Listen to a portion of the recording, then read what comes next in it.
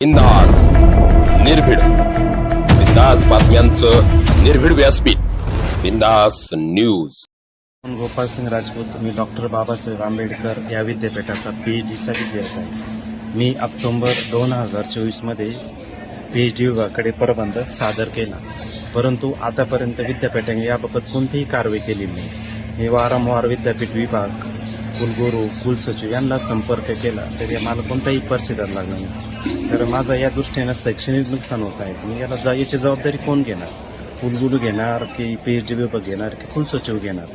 कारण की आज माझं PhD सबमिशन आज 22 ऑक्टोबर 2024ला मी सबमिट केलं होतं. तर आज 13 महिने होत आहे माझं PhD सबमिशन करून, परंतु या संबंधी विद्यापीठाने कोणतीही कारवाई केली नाही. कारण की रेफरीकडे माझा रिपोर्ट जाऊन 1 वर्ष झालेलं आहे, तरी ते म्हणता रेफरीकडून रिपोर्ट आले नाही. तर विद्यापीठाचा नेम असा असतो की 1 महिन्याच्या जर रेफरी रिपोर्ट देत नसेल तर तो रेफरी बदलून तुम्ही दुसरा चेंज करू शकता. या संबंधित विद्यापीठाने कोणतीही कारवाई केली नाही. त्यामुळे माझं खूप शैक्षणिक नुकसान होत आहे. तर मला अनेक संधी आल्या असतात, पण त्या संधी मला विद्यापीठाचा जो व्यवहार आहे किंवा जे कार्यपद्धती आहे त्याच्यामुळं मला खूप आर्थिक नुकसान होतं माझं. आणि मी वारंवार चक्रा मारतो, त्याच्यामुळं मला शारीरिक मानसिक ताण बी होतो.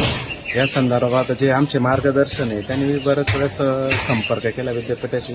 त्याला बी विद्यापीठाने काही केला नाही. ही माझीच केस नाही आहे, अशी भरपूर विद्यापीठामध्ये एक विद्यार्थी लोक प्रशासनाचा त्याचा 33 महिन्यापासून त्याचा आवड झालेली नाही डिग्री.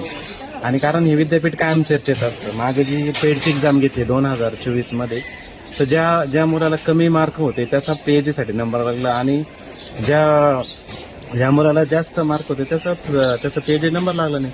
या संबंधी त्यांनी सर्वोच्च न्यायालयामध्ये, आपलं औरंगाबाद उच्च न्यायालयामध्ये याचिका दाखल केली असता त्यांनी विद्यापीठावर ताशेरे ओढले की बा तुम्ही तुमची प्रक्रिया का म्हणून थांबू नये. अशा कारणामुळे विद्यापीठ कायम चर्चेत असतं.